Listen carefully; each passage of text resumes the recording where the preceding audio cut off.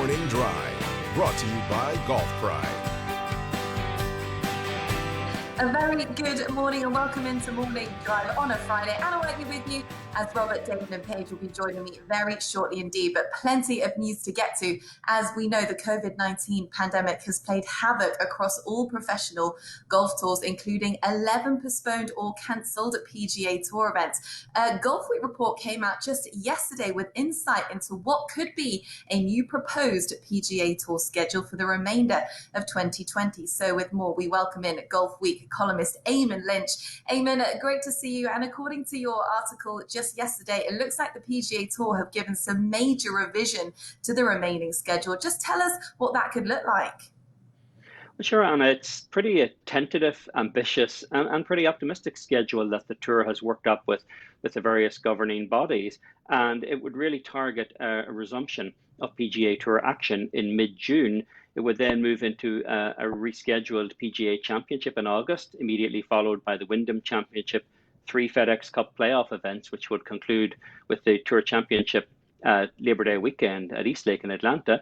We would see either the Open Championship or the US Open played the week directly before the Ryder Cup in September. We would see a Masters in November and potentially even a US Open as far out as December. And it really does kind of legislate how ambitious the governing bodies of golf have to be here, because they really are planning for the best case scenario and probably expecting to have to adjust whenever they're occasionally interrupted by worst case scenarios along the way.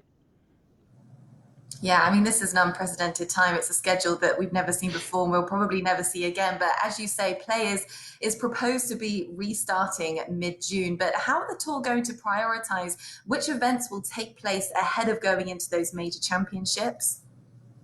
Well, that's also a decision that may not actually be in the hands of the PGA Tour by then, because local conditions prevailing may force local governments and state governments to decide what can and can't happen in certain situations. And you did mention, Anna, there have been 11 tournaments that have been cancelled or postponed. So there are a lot of events that the Tour could potentially work with, and they will have more time to do so because weeks have been freed up on the schedule that were previously occupied by the Olympics and both the Open Championship and the US Open. But you also have to look at where those cancelled tournaments existed. It was places like Louisiana, Texas, North Carolina, Florida, and the PGA Tour certainly can't legislate for what the circumstances are going to be on the ground in those states at that time. So everything's, I think, going to have to be on a pretty much ad hoc last minute basis. Well, you mentioned the US Open there. So far, it hasn't been postponed, but right now, playing in June, Winged Foot looks incredibly unlikely. From what you've heard, what are their options? They actually have a few options, and it may be the most creative one of all of the majors that we're looking at this year. They are the fallback option for that period of September 17th to 20th, right before the Ryder Cup. If the Open Championship elects to cancel, the US Open could be played at Winged Foot during those dates. But the USGA is also looking at playing the tournament as late as December, and to do so on the West Coast. They've initiated conversations with 2 venues in California, Torrey Pines, which is obviously scheduled to host next year's US Open, and Pebble Beach, which hosted last year's US Open.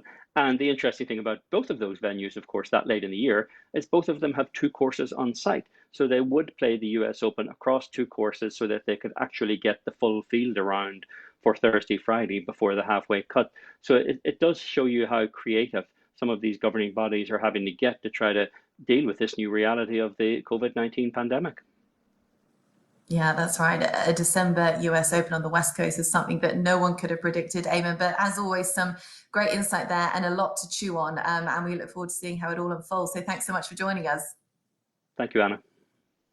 Great stuff from Eamon Lynch there as we welcome in the rest of the Morning Drive crew, Damon, Paige and Robert. And Robert, just to start with you and keeping with the US Open theme there that Eamon touched on, if it is to be postponed beyond September, even perhaps through to December, then the USGA will be forced to go over possibly to the West Coast for reasons such as climate and daylight. In your opinion, which venue could be the best suited for this? Well, you're looking at, I believe, either Pebble Beach or Torrey Pines, not just because of the climate, not just because of the West Coast, but because they're both public courses. The members of an exclusive private course might not like getting kicked out of their golf course with 3 months to go. Out of those two, though, you're looking at maybe the nicest climate in the country around that time at Torrey Pines in San Diego, and maybe the most volatile climate up at Pebble Beach. Pebble in December can get way into the low 40s, windy, rainy at any time. So Torrey to me makes the most sense if we have something like this happens. But let's say they do delay this decision for a while, and finally after they miss the Winged Foot date and they have to move forward to a West Coast, we're going to have to work on limiting the gallery, because there's no way the infrastructure is going to be able to be built up at the time to get that tournament ready. So maybe a very small limited gallery, no stands, maybe just like the old Wonderful World of Golf, where it's just ropes and some people walking around watching. But as with everything right now, it's all last minute basis, Anna. Yeah, some big decisions to be made for the USGA as they look to reschedule, no doubt, the US Open, which is currently scheduled for June. But Damon Hack, I mean, looking at the Masters religiously, that is played in April, it has such a significant mark on the PGA Tour schedule across the world of golf. But right now, possibly, as Eamon suggested, we're looking at November. What does that say to you? Well, Anna, actually, the golf course would look similar, maybe save for a few sturdier perennial plants opposed to those finicky seasonal plants. But I tell you, Augusta typically overseeds anyway. They shut down the golf course in the summertime. They overseed it with that ryegrass, so it's ready for member play in the fall. They scrape off that top layer of Bermuda. So I think the golf course would actually be ready for play, and the tournament would look very, very normal and typical to the viewer. The biggest difference, I think, would be the weather.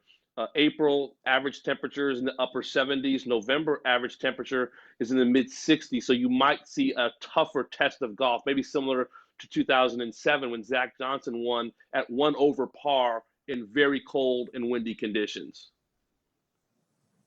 In terms of timescale with these majors, you know, players are used to playing the 4 majors across 4 months. But Paige, what's interesting here is that we're looking at potentially a back-to-back major championship directly followed by the Ryder Cup. Give us an insight as to how you can mentally prepare yourself for something like that. I think the biggest thing once this season gets started is going to be about energy conservation and picking your points in your schedule for these players.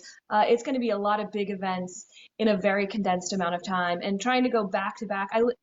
Think back to Tiger Woods winning Tour Championship and going straight to Paris, and we saw how fatigued he was. It's going to be a similar story for a lot of players. There's nothing more mentally and emotional draining than a major championship, and then you go straight into a Ryder Cup, which is probably the pinnacle of that mental and emotional highs. So I think it's really going to be about conserving energy for these players. Yeah, I mean, this is a scenario that no PGA Tour player, no player in history has ever had to face, and a lot of decision making still to be done. But it's interesting to see what could happen with the PGA Tour for the rest of 2020, and we will keep you updated here on Morning Drive. So don't miss anything from us every day. You can catch us on Twitter, Instagram, and Facebook, and subscribe to the Golf Channel YouTube page. And don't miss anything this evening by following Golf Central.